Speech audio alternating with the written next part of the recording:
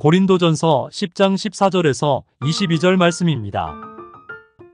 그런즉 내 사랑하는 자들아 우상 숭배하는 일을 피하라. 나는 지혜 있는 자들에게 말함과 같이 하노니 너희는 내가 이르는 말을 스스로 판단하라. 우리가 축복하는 바 축복의 잔은 그리스도의 피에 참여함이 아니며 우리가 떼는 떡은 그리스도의 몸에 참여함이 아니냐. 떡이 하나요 많은 우리가 한 몸이니 이는 우리가 다 한 떡에 참여함이라. 육신을 따라 난 이스라엘을 보라. 제물을 먹는 자들이 제단에 참여하는 자들이 아니냐. 그런즉 내가 무엇을 말하느냐. 우상의 제물은 무엇이며 우상은 무엇이냐. 무릇 이방인이 제사하는 것은 귀신에게 하는 것이요 하나님께 제사하는 것이 아니니 나는 너희가 귀신과 교제하는 자가 되기를 원하지 아니하노라. 너희가 주의 잔과 귀신의 잔을 겸하여 마시지 못하고 주의 식탁과 귀신의 식탁에 겸하여 참여하지 못하리라. 그러면 우리가 주를 노여워하시게 하겠느냐? 우리가 주보다 강한 자냐? 지난주에 구체적으로 이제 그 절제해야 될 목록에 대해서 한 4가지 정도를 이야기를 했어요. 우상 숭배와 또 음행하는 것, 그리고 이제 주님을 시험하는 것, 그리고 원망하는 것, 이러한 것들이 고린도 교회 내에서 하나님과의 관계 속에서 또 사도 바울과 또 내지는 다른 가르치는 사람들과 교회 관계 속에서 이러한 문제들이 있었다. 그러한 것들을 좀 극복해야 된다. 라고 하는 말씀을 좀 했습니다. 그러한 것을 사도 바울이 이제 시험으로 간주를 했어요. 시험으로 간주하면서 하나님께서는 감당할 시험밖에는 주지 않는다. 그리고 감당할 즈음에 피할 길을 주신다. 그러니 이길 수 있다. 절제함으로 이러한 주어진 시험들을 다 극복하고 이길 수 있다. 이런 취지의 말씀을 지난주까지 좀 드렸습니다. 그렇게 하던 사도 바울이 오늘 본문 말씀에 보면 직접적으로 우상 숭배하는 것에 대해서 이렇게 터치를 합니다. 14절 한번 보시면 이렇게 나와 있어요. 그런즉 내 사랑하는 자들아 우상 숭배하는 일을 어떻게 해라? 피하라. 갑자기 우상 숭배하는 일을 피하라 이렇게 이야기를 해요. 사실은 더 정확하게 이야기를 하면 뭐라고 사도 바울이 이야기를 해야 되냐면 우상 신전에 들어가서 그 우상 숭배하는 자들과 함께 먹지 말아라. 그리고 거기에서 먹고 마시고 뛰놀면서 다시 한번 춤을 췄다는 이야기잖아요. 그 이야기는 우상 숭배하는 의식에 참여했다는 이야기예요. 그 의식에 참여하지 말아라. 이렇게 해야 맞는 거예요. 그렇죠? 그러니까 우상 신전에 들어가서 그들과 함께 먹지도 말고 그리고 춤도 추지 말아라. 이것이 사실은 사실적인 측면에서 권면이 되어지는 건데 사도 바울은 그거보다 좀 어떻게 해요? 강한 어조로 말씀을 하고 있는 거죠. 그러면서 직접적으로 뭐라고 이야기를 해요? 우상 숭배하는 것을 피하라. 이렇게 얘기를 해요. 그래서 그렇다면 사도 바울이 여기서 하고 싶은 이야기는 뭐겠어요? 우상 신전에 들어가서 그들과 함께 먹고 마시면서 춤을 추는 행위는 뭐와 같은 거다? 우상 숭배하는 것이다. 그죠? 그것을 이야기하고 있는 거예요. 그래서 이제 앞부분에서 이 우상의 제물에 대해서 이야기를 했는데요. 그 8장에서 말씀했죠. 직접적으로 그 우상 제물에 관련된 주제가 다시 직접적으로 이렇게 등장을 하게 되어지는 것을 확인을 해 봅니다. 자, 먼저 이 본문을 우리가 살펴보기 전에 몇 가지 지식을 확인해 볼 필요가 또 하나 있습니다. 첫 번째 확인해야 될 지식이 뭐냐면 우상에 대한 지식입니다. 우리가 기억나죠? 우상은 아무것도 아니다. 그렇죠? 우상은 헛된 것이다. 우상은 생명을 창조할 수 있는 능력이 없다.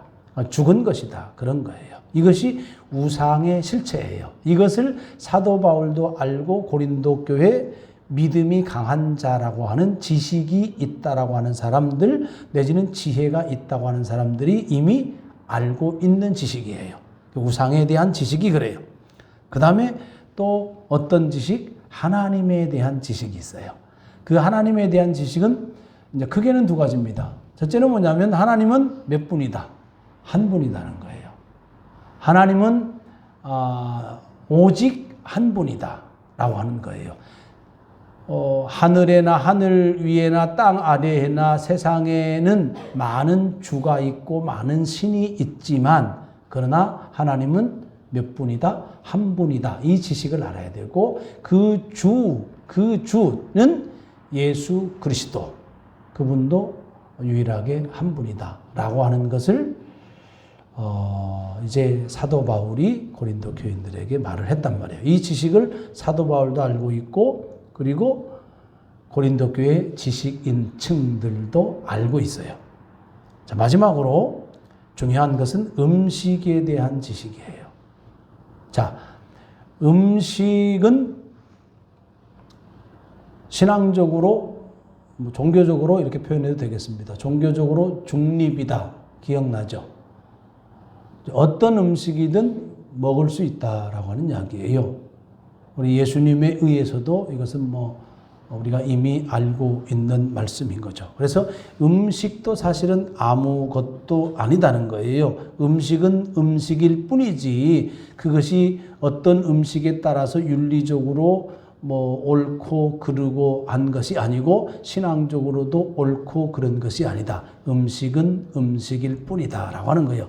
이 사실을 사도 바울이 알고 있고 고린도 교회 지식인층들도 이미 알고 있다라고 하는 겁니다. 그런데 이 지식이 그들을 뭐하게 만들었냐면 교만하게 만드는 거예요. 고린도 교회의 이 지식층이라고 하는 영적 지식을 가졌다고 하는 이 사람들은 그러기 때문에 뭘 누릴 수 있다라고 생각했냐면 자유함을 누릴 수 있다고 생각한 거예요. 나 자유해 이런 거예요.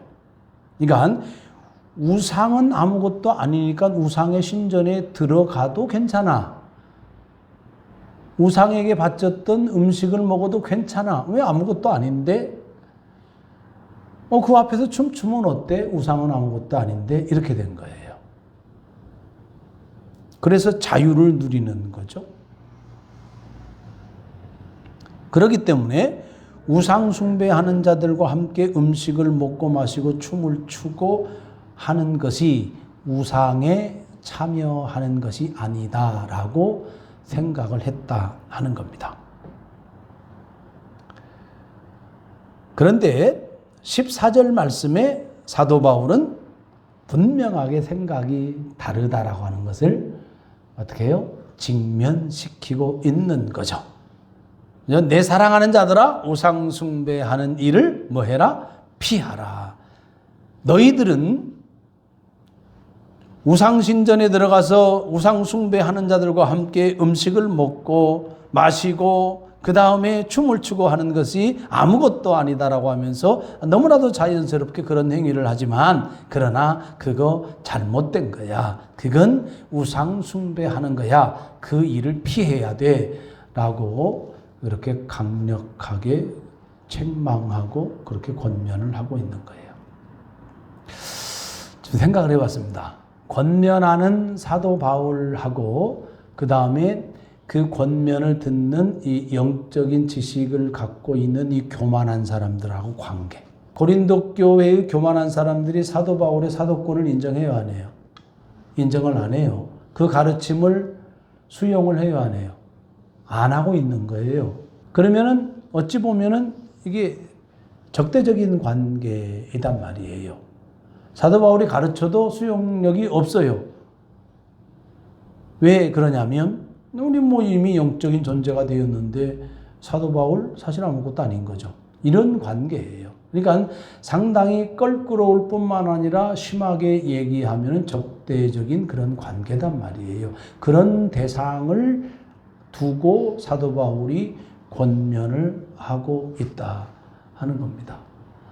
그래서 그런 자들을 향한, 그런 사람들을 향한 사도 바울의 마음의 중심은 어떨까? 관계적인 측면에서 어떨까? 이걸 생각을 해보면 좀 그 사도 바울의 마음을 살피는 그 단어가 나와요, 본문에. 그게 뭐냐면 사랑하는 자들아, 그렇게 나옵니다. 목사가요, 권면하기 힘든 사람이 어떤 사람인 줄 알아요? 이단에 빠진 사람들 있잖아요. 권면이 안 돼요. 종교적인 자기 신념이 확고한 사람들을 권면하기가 참 어렵습니다. 자기가 생각하는 말씀이 있어요. 내가 생각하기에는 성경은 이래라고 확고하게 자기 신념화되어 있는 사람들 권면하기가 참 힘들어요. 자기의 신앙생활이 옳다고 주장하면 권면하기가 참 어려워요. 그런 사람들이 고린도 교회에 있는 거예요. 제가 상담을 해보지만 신앙적인 상담이 어려운 것이 뭐냐면 자기가 생각하는 신앙생활이나 자기가 보는 성경의 관점이나 그것이 옳다라고 주장을 하면 신앙 상담이 참 힘들어요. 변치 않거든요. 자기 입장 바꾸지 않거든요. 고린도 교회의 이 지금 본문에 언급되는 이 영적인 지식인층이라고 하는 이 사람들은 소통하기가 가장 어렵다. 이렇게 생각을 해도 될 것 같아요. 어려운 사람들이에요. 근데 이런 사람들을 어떠한 태도를 가지고 권면하고 책망을 해야 되는가? 이것은 우리가 신앙생활 하면서 교회 생활하면서 너무나도 중요한 것이라고 생각을 하고 또 목회자인 저에게 너무나도 중요한 어떤 중심이 되는 거죠. 성도 간의 중심이 되어야 되는 태도가 되는 거고요. 또 가족 관계 속에서도 마찬가지고요. 우리가 예수 안에서 그리스도 안에서 신앙생활하면서 살아가는 그리스도인이라고 하면 어떤 권면하고 책망하는 대상을 향하여서 어떤 태도를 가져야 할 것인가는 매우 중요한 요소가 되어지는 겁니다. 그 권면의 전제, 책망의 전제는 무엇으로 해야 된다? 사랑으로 해야 된다. 사랑이 전제되어야 된다라고 하는 겁니다. 교만으로 가득 찬 사람들을 대하는 사도 바울의 태도는 뭐냐면 사랑이었다는 거예요. 사랑이어야 된다. 그러니까 어떤 일이 있어도 사랑이어야 된다는 거예요. 어떤 상황 속에서도 사랑이 전제되어야 된다라고 하는 겁니다. 감정을 빼기가 쉽지 않아요. 나를 싫어하는 사람은 나도 싫어하게 돼 있잖아요. 이게 인간이 그래요. 누가 나를 미워해요. 그러면 좋아할 리가 있어요, 내가? 그렇지 않죠. 미워하는 마음이 어떻게 해요? 속에서 이렇게 일어날 수 있는 거잖아요.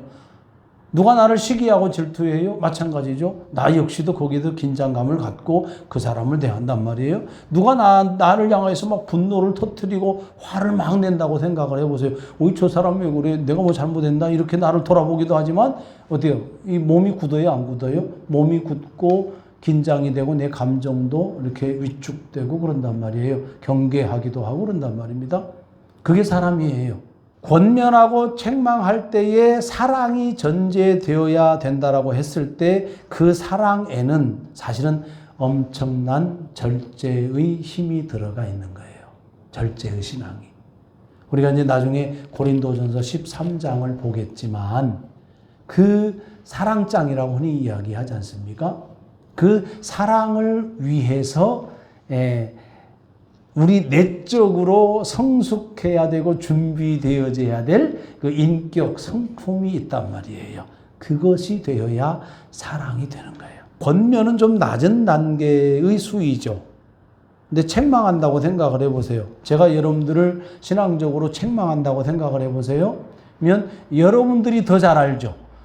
목사가 감정적으로 여러분을 책망하는지 아니면 사랑으로 책망을 하는지 여러분들이 알죠.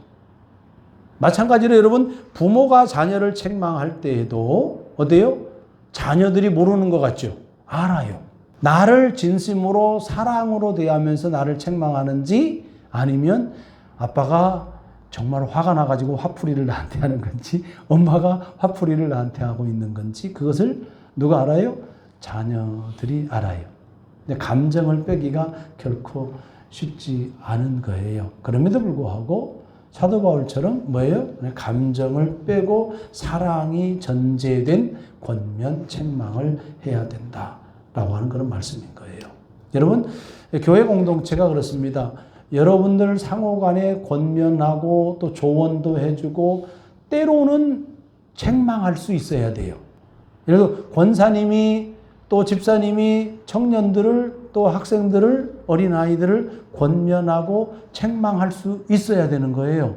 책망하고 권면할 때에 사랑으로 해야 돼요.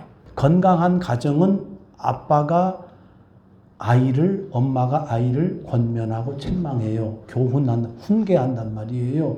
이게 건강한 가정이에요.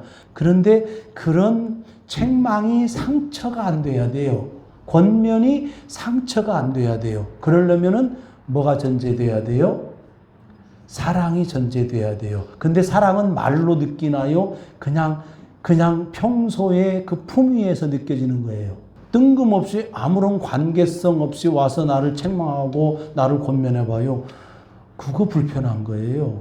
그러니까 평소에 사랑의 관계 안에 있을 때 책망하고 권면하면 뭘로 받아들여요? 사랑으로 받아들이는 거예요. 그런 교회이어야 된다라고 하는 말씀입니다.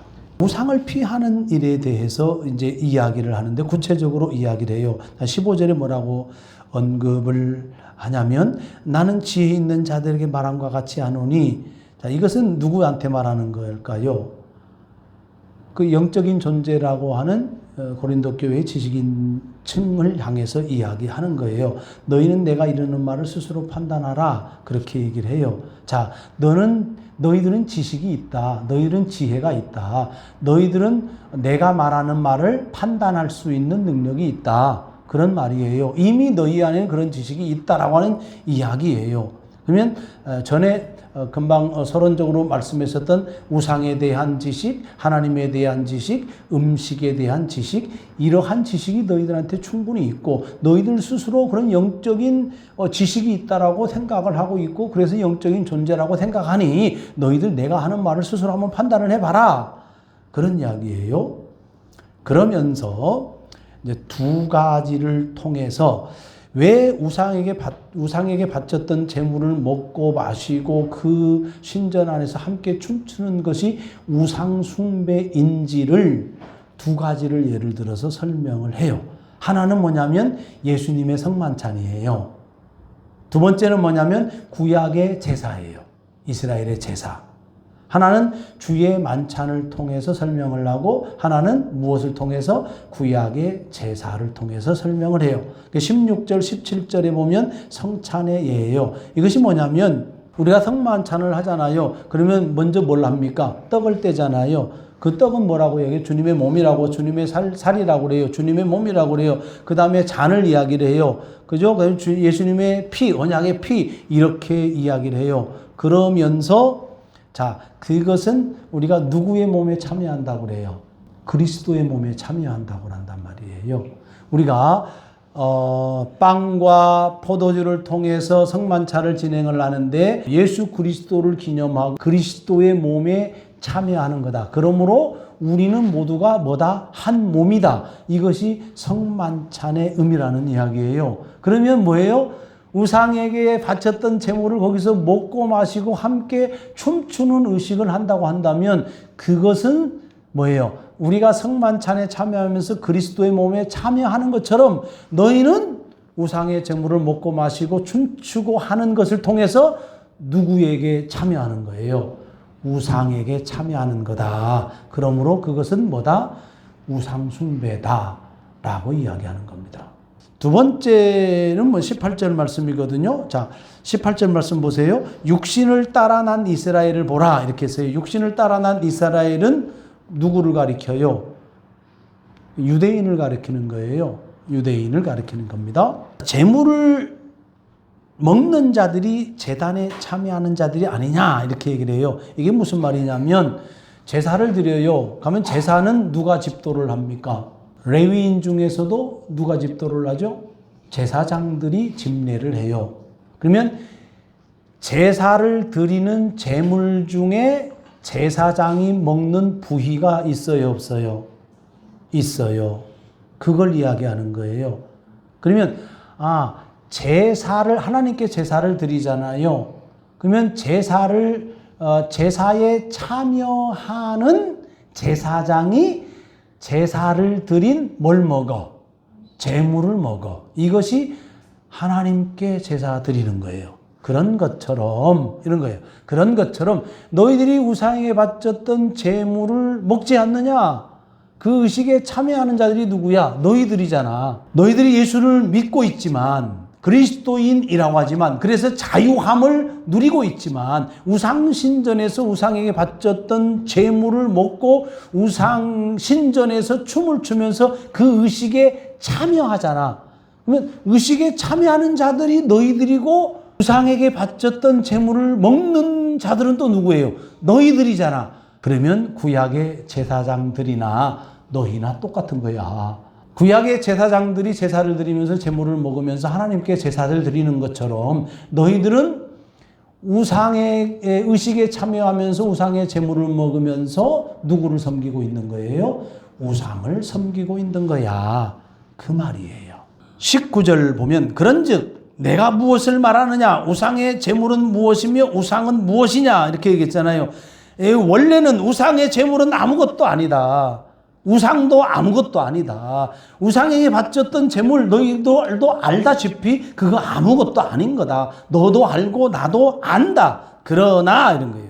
주의 성만찬에 참여하는 것 그리고 구약의 제사장이 제사를 드리는 것 이런 것처럼 이렇게 되는 거예요. 주의 성만찬에 참여하는 것은 누구하고 교제하는 거예요? 예수 그리스도하고 교제하는 거고 구약의 제사장들이 제사에 참여하는 것은 누구하고 교제하는 거예요? 하나님과 교제하듯이 너희들은 무릇 이방인이 제사하는 것은 귀신에게 하는 것이요 하나님께 제사하는 것은 아니니 나는 너희가 귀신과 교제하는 자가 되기를 원하지 아니하노라 이렇게 말씀합니다. 논리적으로 이해가 되죠? 왜 너희들이 귀신과 교제하는 것인가를 사도 바울은 주의 성만찬 속에서 주님과 교제를 하고 이스라엘의 제사장들이 제사를 드림으로 하나님과 교제하는 것으로 설명을 하고 있다라고 하는 겁니다. 그러므로 귀신과 교제하지 말아라. 우상 숭배하지 말아라. 이것을 분명하게 이야기를 하고 있습니다. 중요한 것이 이제 21절 말씀. 너희가 주의 잔과 귀신의 잔을 겸하여 마시지 못하고 주의 식탁과 귀신의 식탁에 겸하여 참여하지 못하리라. 이렇게 말씀을 했는데 뭐냐면 주의 잔과 귀신의 잔을 겸하여 마시지 말고 주의 식탁과 귀신의 식탁을 겸하여 참여하지 말아라. 다시 말하면 우상 숭배하지 말아라. 더 정확히 말하면 너희들 우상신전에 들어가서 우상숭배하는 자들과 함께 먹고 마시고 춤추지 마. 그거 우상숭배야. 그 말이에요.